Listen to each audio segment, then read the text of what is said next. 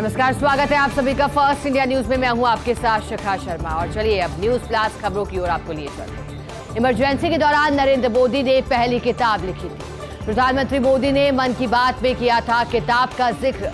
भारत के इतिहास का अंधकारपूर्ण अध्याय था आपातकाल। नरेंद्र मोदी ने गुजराती में लिखी थी पहली किताब। संघर्षमा गुजरात। उस समय राष्ट्रीय स्वयंसेवक संघ के प्रचारक थे नरेंद्र मोदी। इमरजेंसी हटाने के साल भर बाद 1978 में प्रकाशित हुई थी ये किताब। आपातकाल में भूमिगत रहने के दौरान ये पहली किताब लिखी गई। तो पहली किताब का जिक्र अब हो रहा है। प्रधानमंत्री नरेंद्र मोदी का 9 साल का कार्यकाल हुआ। जानकारी मिल रही है कि इमरजेंसी के दौरान नरेंद्र मोदी ने पहली किताब लिखी थी। प्रधानमंत्री नरेंद्र मोदी ने मन की बात में किया था किताब का जिक्र। भारत के इतिहास का अंधकारपूर्ण अध्याय था आपातकाल। नरेंद्र मोदी ने गुजराती में पहली किताब लिखी थी, संघर्षमा गुजरात। उस समय राष्ट्रीय स्वयंसेवक संघ के प्रचारक थे प्रधानमंत्री नरेंद्र मोदी। इमरजेंसी हटने के साल भर बाद 1978 में प्रकाशित हुई थी ये किताब। आपातकाल में भूमिगत रहने के दौरान लिखी थी ये पहली किताब। अजीत पवार चुने गए हैं एनसीपी के राष्ट्रीय अध्यक्ष। अजीत पवार गुट का दावा सामने आ रहा है। शरद पवार को अध्यक्ष पद से हटाया गया है। 30 जून को मुंबई में हुई थी राष्ट्रीय कार्यकारिणी की बैठक। एनसीपी राष्ट्रीय अध्यक्ष की बैठक में प्रस्ताव पारित। प्रफुल्ल पटेल ने बुलाई थी कार्यकारिणी की बैठक में अजीत पवार को चुनने का प्रस्ताव भी पारित हुआ। एनसीपी अजीत गुट की बैठक में 31 विधायक मौजूद रहे। 4 एमएलसी भी अजीत पवार गुट की बैठक में मौजूद रहे। एनसीपी के कुल 53 में से 31 एमएलए अजीत गुट की बैठक में रहे। शरद पवार गुट की बैठक में 14 विधायक भी मौजूद रहे। अजीत पवार गुट ने चुनाव आयोग के पास याचिका दी थी। और ये पूरा सियासी घटनाक्रम जब 2 जुलाई को एनसीपी के अजीत पवार गए और फिर वो शिंदे की सरकार में शामिल हो गए। अजीत पवार चुने गए अब एनसीपी के राष्ट्रीय अध्यक्ष। अजीत पवार गुट का दावा भी सामने आ रहा है। सरकार, उन्होंने कहा कि शरद पवार को अध्यक्ष पद से हटाया गया। 30 जून को मुंबई में हुई थी राष्ट्रीय कार्यकारिणी की बैठक हुई। एनसीपी राष्ट्रीय कार्यकारिणी की बैठक में प्रस्ताव भी पारित हुआ। प्रफुल्ल पटेल ने कार्यकारिणी की बैठक बुलाई थी। बैठक में अजीत पवार को चुनने का प्रस्ताव भी पारित हुआ था। एनसीपी अजीत गुट की बैठक में 31 विधायक मौजूद रहे थे। 4 एमएलसी भी अजीत पवार गुट की बैठक में मौजूद रहे। एनसीपी के कुल 53 में से 31 एमएलए अजीत गुट की बैठक में शामिल हुए। शरद पवार गुट की बैठक में 14 विधायक मौजूद रहे। अजीत पवार गुट ने चुनाव आयोग के पास याचिका दी। गहलोत सरकार की गुड गवर्नेंस। बारिश से टूटी सड़कों को लेकर मुख्यमंत्री अशोक गहलोत गंभीर। 5 जिलों में सड़क विकास कार्यों के लिए 70 करोड़ स्वीकृत कर दी गई। 7 विधानसभा क्षेत्रों में 253 किलोमीटर लंबाई की सड़कों का विकास होगा। 253 किलोमीटर लंबाई के 120 विभिन्न कार्यों के लिए राशि भी स्वीकृत हो गई है। शिव विधानसभा क्षेत्र में 17 कार्य, चौहटन में 27 कार्य, दौसा के बादीकुई में 30 कार्य, झालावाड़ की झालरापाटन में 11 कार्य, करौली की सपोटरा में 11 कार्य, पाली जिले की सोजत में 11 कार्य, सुमेरपुर विधानसभा में 13 विकास कार्यों के लिए राशि स्वीकृत की गई। और एक के बाद एक कई बड़ी सौगातें मुख्यमंत्री अशोक गहलोत की ओर से प्रदेशवासियों के लिए लाई जा रही है। गहलोत सरकार की गुड गवर्नेंस की झलक किस तरह से दिखाई दे रही है। बारिश से टूटी सड़कों को लेकर मुख्यमंत्री गहलोत बेहद गंभीर है। 5 जिलों में सड़क विकास कार्यों के लिए 70 करोड़ रुपए की स्वीकृति की है। 7 विधानसभा क्षेत्रों में 253 किलोमीटर लंबाई की सड़कों का विकास होगा। ये 253 किलोमीटर लंबाई के 120 विभिन्न कार्यों के लिए राशि स्वीकृत की गई है। शिव विधानसभा क्षेत्र में 17, जबकि चौहटन में 27 कार्य, दौसा के बांदीकुई में 30 कार्य, झालावाड़ की झालरापाटन में 11 कार्य, करौली की सपोटरा में 11 कार्य, पाली जिले की सोजत में 11 कार्य, सुमेरपुर विधानसभा में 13 विकास कार्यों के लिए राशि को स्वीकृत किया गया। पॉलिटिकल एडिटर योगेश शर्मा की रिपोर्ट। कैसे लड़ा जाए राजस्थान में चुनाव, इस पर कल होगा मंथन। दिल्ली में राहुल गांधी और खड़गे राजस्थान कांग्रेस की बैठक में। राजस्थान से करीब 30 नेता इस महत्वपूर्ण बैठक में शामिल होंगे। तकरीबन सभी प्रमुख मंत्रियों को इस दिल्ली में आयोजित होने वाली बैठक में बुलाया गया है। चोट की वजह से मुख्यमंत्री गहलोत जुड़ेंगे वर्चुअली। प्रभारी सुखजिंदर सिंह रंधावा, पीसीसी गोविंद सिंह डोटासरा, सचिन पायलट, भंवर जितेंद्र सिंह, रघुवीर सिंह मीणा, हरीश चौधरी, रघु शर्मा, ममता भूपेश, परसादी लाल मीणा समेत प्रमुख नेता इस बैठक में शामिल होंगे। नए सिरे से मंत्रिपरिषद फेरबदल विस्तार के मद्देनजर इस बार बड़ा निर्णय भी लिया जा सकता है। संभव है कि सभी मंत्री अपने इस्तीफे सौंपने की पेशकश कर सकते हैं, जिससे नए सिरे से मंत्रिपरिषद फेरबदल विस्तार की प्रक्रिया पर भी मुहर लग सकती है। मल्लिकार्जुन खड़गे और राहुल गांधी का राजस्थान टूर भी तय किया जा सकता है। इसके साथ ही संगठन की गतिविधियों को भी सामने रखेंगे पीसीसी चीफ डोटासरा। और इससे पहले कल ही 4 जुलाई को पहुंचे थे, जब दिल्ली में एआईसीसी कार्यालय मुख्यालय पहुंचे और फिर इसके बाद तमाम नेता, लेकिन उस वक्त यही चर्चा हो रही थी कि क्या यहां राजस्थान चुनाव को लेकर के कुछ बड़ा तय किया जा सकता है। लेकिन अब पॉलिटिकल एडिटर योगेश शर्मा की रिपोर्ट क्या कह रही है, बता देते हैं कि कैसे लड़ा जाए राजस्थान में चुनाव। इस पर कल मंथन होना है। दिल्ली में राहुल गांधी और खड़गे राजस्थान कांग्रेस की बैठक लेंगे। राजस्थान से करीब 30 नेता ऐसे होंगे जो महत्वपूर्ण बैठक में शामिल होने के लिए दिल्ली पहुंचेंगे। तकरीबन सभी प्रमुख मंत्रियों को दिल्ली की बैठक में बुलाया गया है। चोट की वजह से मुख्यमंत्री अशोक गहलोत वर्चुअली जुड़ेंगे इस बैठक से। प्रभारी सुखजिंदर सिंह रंधावा, पीसीसी चीफ गोविंद सिंह डोटासरा, सचिन पायलट, भंवर जितेंद्र सिंह, रघुवीर सिंह, हरीश चौधरी, रघु शर्मा, ममता भूपेश, परसादी लाल मीणा समेत प्रमुख नेता इसमें शामिल होंगे। नए सिरे से मंत्रिपरिषद फेरबदल विस्तार के मद्देनजर बड़ा निर्णय भी लिया जा सकता है। संभव है कि सभी मंत्री अपने इस्तीफे सौंपने की पेशकश कर दें, जिससे नए सिरे से मंत्रिपरिषद फेरबदल और विस्तार की प्रक्रिया पर मुहर लग सके। मल्लिकार्जुन खड़गे और राहुल गांधी का राजस्थान टूर भी अब इस बैठक में तय किया जा सकता है। साथ ही संगठन की गतिविधियों को भी सामने रखेंगे पीसीसी चीफ डोटासरा।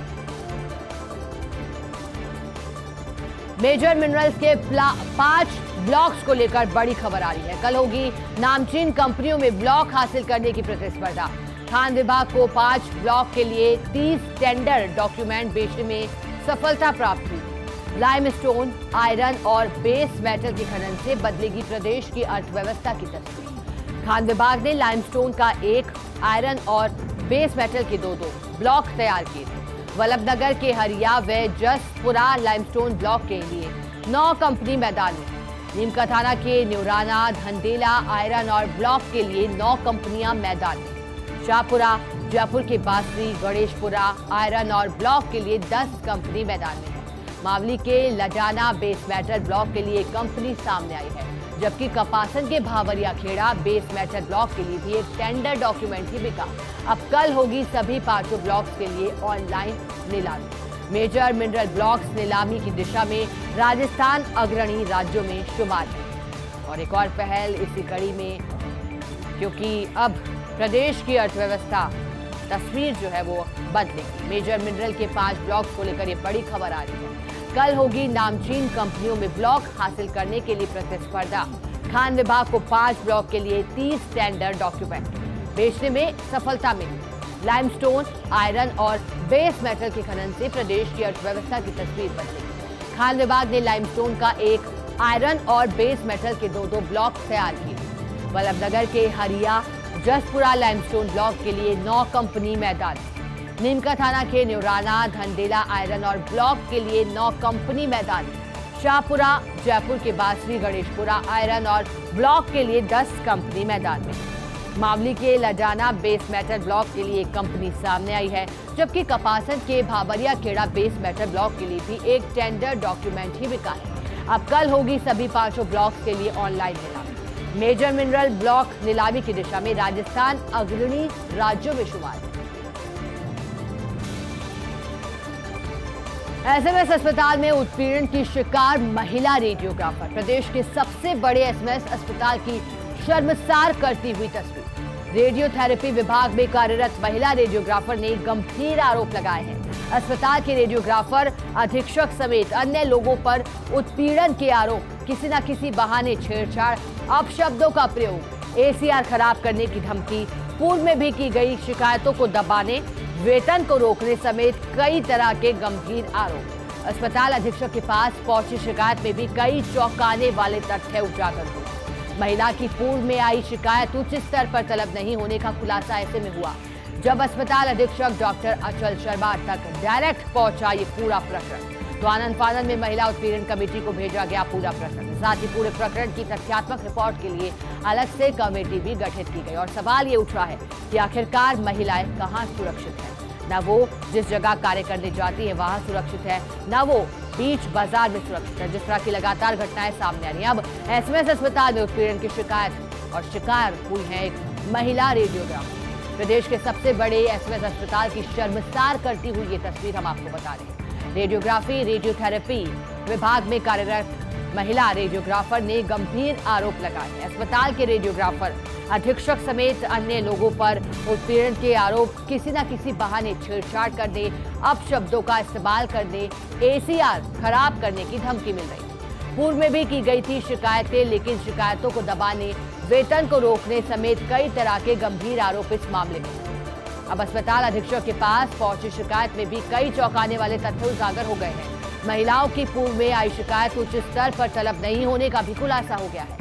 ऐसे में जब अस्पताल अधीक्षक डॉक्टर अचल शर्मा तक ये पूरा मामला डायरेक्ट पहुंचा, तब आनंद फानंद में महिला उत्पीड़न कमेटी को भेजा गया पूरा प्रकरण। साथ ही पूरे प्रकरण की तथ्यात्मक रिपोर्ट के लिए अलग से कमेटी भी गठित कर दी गई। टैक्सी चालकों को लेकर तमिलनाडु सरकार का बड़ा फैसला। होटल में गैस के साथ ड्राइवर्स को बेडरूम देना अनिवार्य किया है।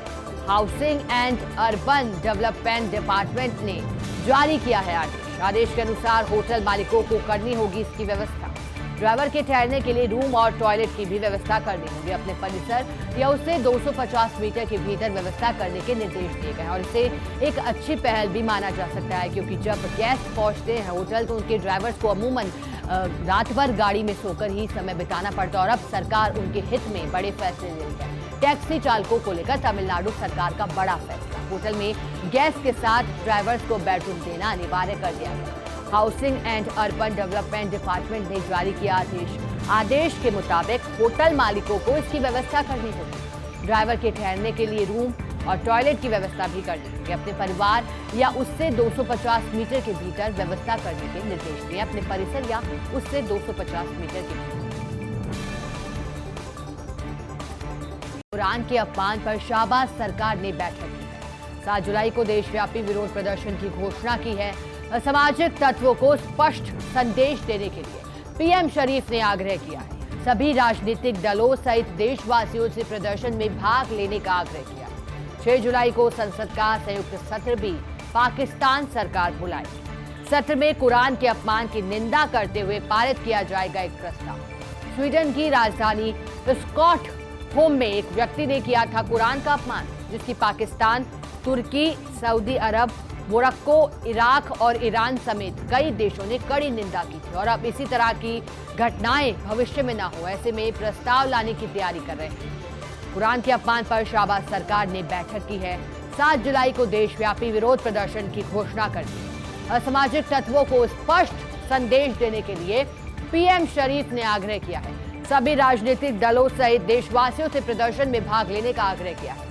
6 जुलाई को संसद का संयुक्त सत्र भी बुलाएगी पाकिस्तान सरकार। सत्र में कुरान के अपमान की निंदा करते हुए पारित किया जाएगा एक प्रस्ताव। स्वीडन की राजधानी स्टॉकहोम में एक व्यक्ति ने किया था कुरान का अपमान, जिसकी पाकिस्तान, तुर्की, सऊदी अरब, मोरक्को, इराक और ईरान समेत कई देशों ने कड़ी निंदा की।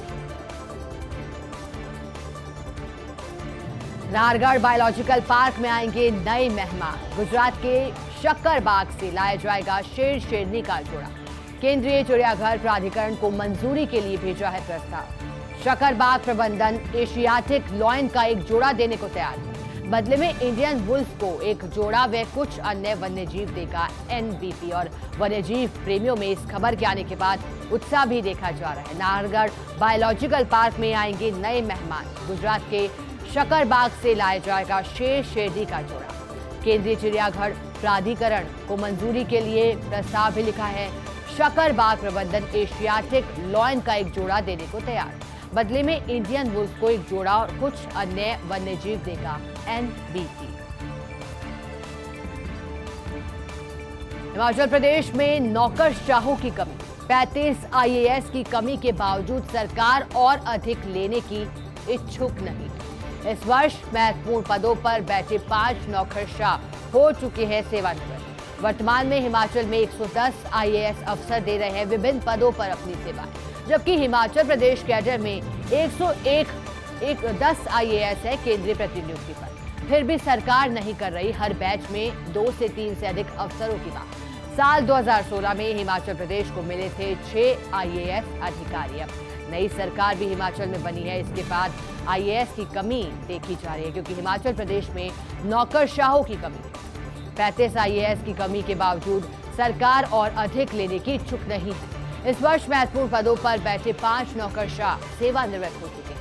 वर्तमान में हिमाचल में 110 आईएएस अफसर दे रहे हैं विभिन्न पदों पर अपनी सेवाएं, जबकि हिमाचल प्रदेश कैडर में 10 आईएएस है केंद्रीय प्रतिनियुक्ति पर। फिर भी सरकार नहीं कर रही हर बैच में 2 से 3 अधिक अफसरों की मांग। साल 2016 में हिमाचल प्रदेश को मिले थे 6 आईएएस अधिकारी। एमसीडी ने संपत्ति कर के रूप में जुटाए हैं 1113 करोड़ रुपए। वित्त वर्ष 2023-24 की पहली तिमाही में 1113 करोड़ का संग्रह पिछले वर्ष की तुलना में लगाई 400 करोड़ से अधिक की छलांग। वर्ष 2021-22 में अप्रैल जून के दौरान 695 करोड़ रुपए का संग्रह था। वहीं साल 2020-21 में 540 करोड़ रुपए था एमसीडी का कर संग्रह। गुजरात के निलंबित आईएएस अफसर बहाल। 2010 कैडर के आईएएस गौरव दहिया को गुजरात सरकार ने बहाल किया। गौरव दहिया पर था द्विविवाह और नैतिक अधमता का आरोप। दहिया को अब अतिरिक्त विकास आयुक्त के रूप में बहाल किया गया है। दिल्ली की एक महिला ने दर्ज कराई थी दहिया के खिलाफ शिकायत। पत्नी से तलाक न लेने के बावजूद शादी करने की दर्ज कराई थी शिकायत।